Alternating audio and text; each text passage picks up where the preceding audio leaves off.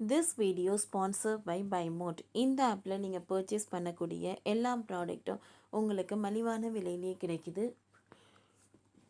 இதில் நிறைய offers and coupons provide பண்ணுறாங்க. ஸோ இதோட லிங்க் உங்களுக்கு டிஸ்கிரிப்ஷனில் கொடுக்குறேன். தேவைப்படுறவங்க யூஸ் பண்ணி பாருங்கள்.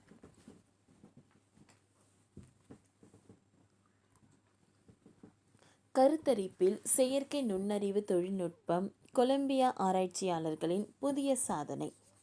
கொலம்பியா பல்கலைக்கழக கருத்தரிப்பு மையத்தில் மருத்துவர்கள் செயற்கை நுண்ணறிவு ஆர்டிஃபிஷியல் இன்டெலிஜென்ஸ் முறையை பயன்படுத்தி தம்பதியினர் கர்ப்பம் தரித்திருப்பதாக அறிவித்துள்ளனர்.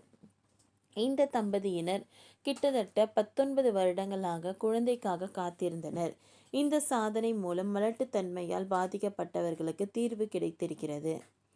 கொலம்பியா பல்கலைக்கழக கருத்தரிப்பு மையத்தின் ஆராய்ச்சியாளர்கள் ஸ்டார் எனப்படும் ஒரு புதிய செயற்கை நுண்ணறிவு அடிப்படையிலான செயற்கை முறையை பயன்படுத்தி பெண்ணை வெற்றிகரமாக செயற்கை முறையில் கருத்தரிக்க வைத்திருக்கின்றனர். ஏஐ முறையை பயன்படுத்தி இப்படி செய்வது இதுவே முதல் முறையாகும். இந்த சாதனை ஆண்களின் மலட்டுத்தன்மை பிரச்சனைகளுக்கும் குறிப்பாக விந்துவின் உயிரணுக்கள் இல்லாத நிலை உள்ளவர்களுக்கும் ஒரு புதிய நம்பிக்கையை அளிக்கிறது. அசூஸ்பிரெமியா என்பது ஆண்களின் விந்துவில் உயிரணுக்கள் இல்லாத ஒரு நிலையாகும். இது ஆண்களின் மலட்டுத்தன்மைக்கு ஒரு முக்கிய காரணம்.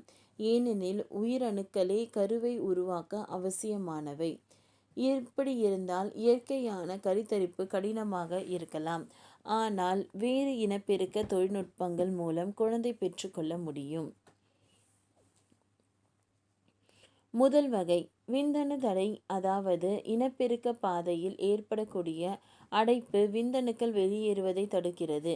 இது நோய் தொற்று, அறுவை சிகிச்சைகள் மற்றும் பிறவி குறைபாடுகள் காரணமாக இருக்கலாம். தடையற்ற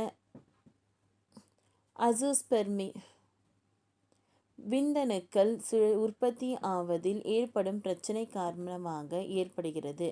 மரபணு கோளாறுகள், ஹார்மோன் சமநிலைத்தன்மை அல்லது உடல் நல பிரச்சனைகள் இதற்கு காரணமாக இருக்கலாம். மரபணு நிலைகளில்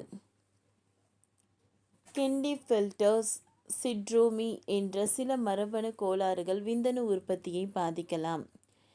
ஹார்மோன் சமநிலைத்தன்மை, டெஸ்டோஸ்டெரோன் போன்ற ஹார்மோன் விந்தணு உற்பத்தியை பாதிக்கலாம்.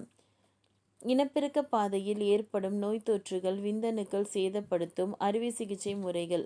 முன்பு செய்த அறுவை சிகிச்சைகள், குறிப்பாக இனப்பெருக்க பகுதிகளில் செய்த அறுவை சிகிச்சைகள் சில நேரங்களில் அடைப்புக்கு வழிவகுக்கும். பிறவி குறைபாடுகள். சிலர் இனப்பெருக்க அமைப்பில் குறைபாடுகள் இது விந்தணு உற்பத்தி மற்றும் விநியோகம் பாதிக்கலாம்.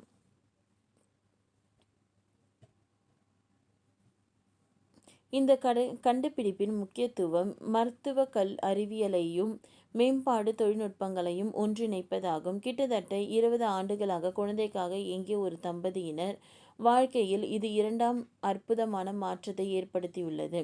15 முறை IVF சிகிச்சை தோல்வியடைந்ததும் பல முறை ஏமாற்றங்களை சந்தித்த பின்னர் ஸ்டார் அமைப்பு இவர்களுக்கு வெற்றியை சாத்தியமாக்கி இருக்கிறது. கொலம்பியா பல்கலைக்கழகத்தில் கருத்தரிப்பு மையத்தின் இயக்குனரும் ஸ்டார் திட்டத்தின் தலைவருமான டாக்டர் ஜெஃப் வில்லியம்ஸ் மலட்டுத்தன்மை சவால்களை எதிர்கொள்வதில் ஏஐயின் திறனை பற்றி நம்பிக்கை தெரிவித்தார். ஸ்டார் அமைப்பு அசூஸ்பெர்மியா சமாளிக்க உருவாக்கப்பட்டாலும் கருவின் தேர்வு மற்றும் மரபணு பரிசோதனை போன்ற கருவுறுதல் சிகிச்சைக்கு பிற அம்சங்கள் மேம்படுத்த இதே போன்ற ஏஐ உந்துதல் தொழில்நுட்பங்களை பயன்படுத்தலாம் என்று அவர் குறிப்பிட்டிருந்தார். மேலும் உயிரணுக்கள் அடையாளம் காணுதல் மற்றும் பிரித்தெடுக்கும் செயல்முறையை ஆட்டோமேட்டிக்காக மாற்றுவதில் கருவுறுத்தல் நிபுணர்களின் பணிசுமையை குறையும். ஸ்டார் அமைப்பு இன்னும் சோதனை கட்டத்தில் இருந்தாலும் அதன் வெற்றி கருவுறுதல் பராமரிப்பின் எதிர்காலத்திற்கான ஒரு முன்னோட்டத்தை வழங்குகிறது. இது தொடர்பாக ஓப்பன்ஏஐ CEO சாம் ஆல்ட்மன் ஏஐ புரட்சி மற்றும் அதன் தாக்கம் குறித்து ஒரு முழு வீடியோ வெளியிட்டுள்ளார். ஓகே ஃப்ரெண்ட்ஸ், இந்த வீடியோ உங்களுக்கு யூஸ்ஃபுல்லாக இருந்ததுன்னா லைக் பண்ணுங்கள், ஷேர் பண்ணுங்கள், சப்ஸ்கிரைப் பண்ணுங்கள். தேங்க்யூ.